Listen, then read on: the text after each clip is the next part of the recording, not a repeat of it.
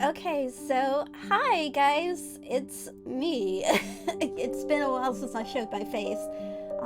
Looks a little bit, at first a little bit on the yellow side, but it's kind of a little pale. But I really wanted to come on, mostly because I just wanted to share my thoughts on this. The fact that that Funimation is pretty much closing and shutting down is, is how can I say this?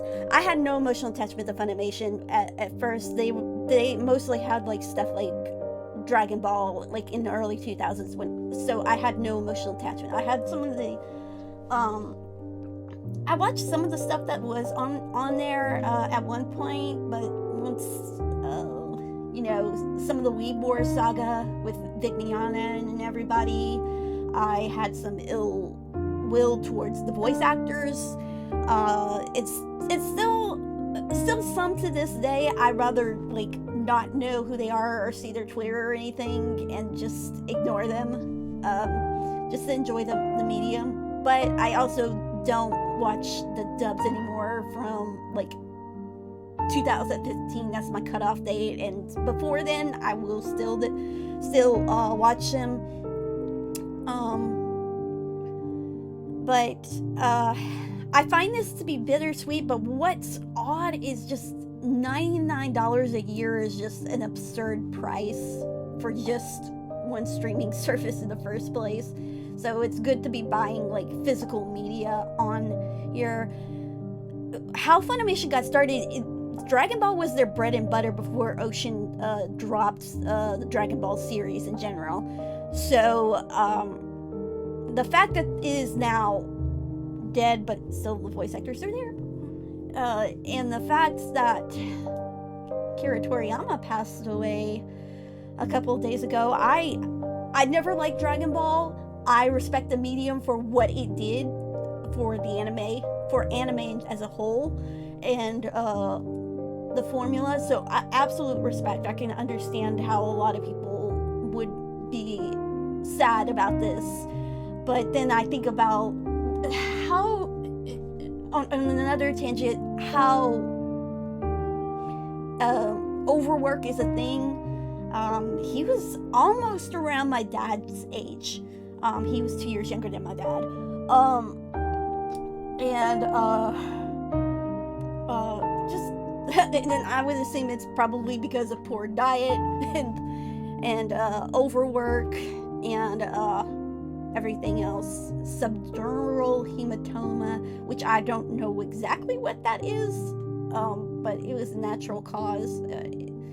And from what I understood, we're just getting this news like Friday on, let me see, today's the 10th, 9th, the 8th, and it was last Friday, the very, like around the first week of March, that we're getting this news, which I thought about it and thought, I guess it's because the family and friends wanted to have private time with him as a person and not as a creator of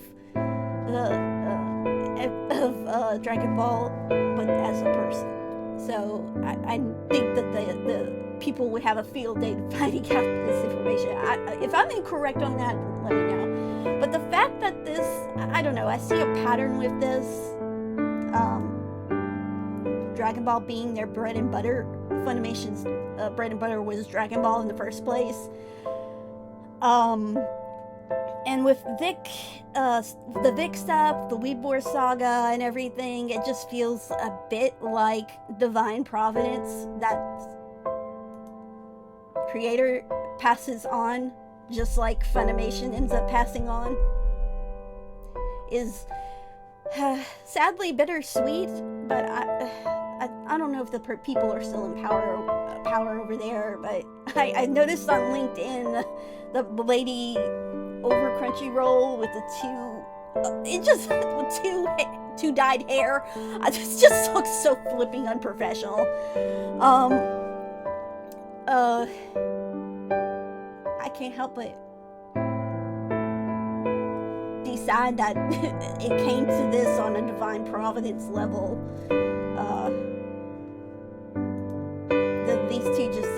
like they go together, and that's really sad, you know. And it's people's selfishness. It's selfishness on both sides, whether it's Vic, it's the fans, it's the people who keep on spewing out online. It's just selfishness. It's self-gain. And the voice actors and maybe some convention people behind the scenes, it's just their selfishness and ill will, and just seeing this as just a game to make fun of somebody or accuse somebody. And just knowing some of them probably are on drugs or have some sort of mental illness, possibly because of the drugs. It's just sad. It really is sad. I hate how all this had to come together. I think moving forward, creators need to make things better. Voice actors as people, as a person, needs to be better. And I wish they were more like Vic. So, even though I don't support him, I do think that the man was done dirty.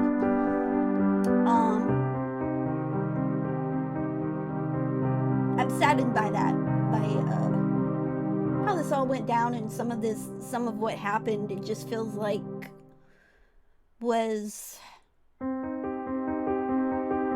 stuff from my past that I projected onto Vic, that I'm angry at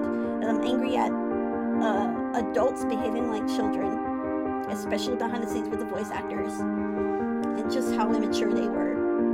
And it had to come to this. And by some divine providence, this guy ends up being called to the grave, you know.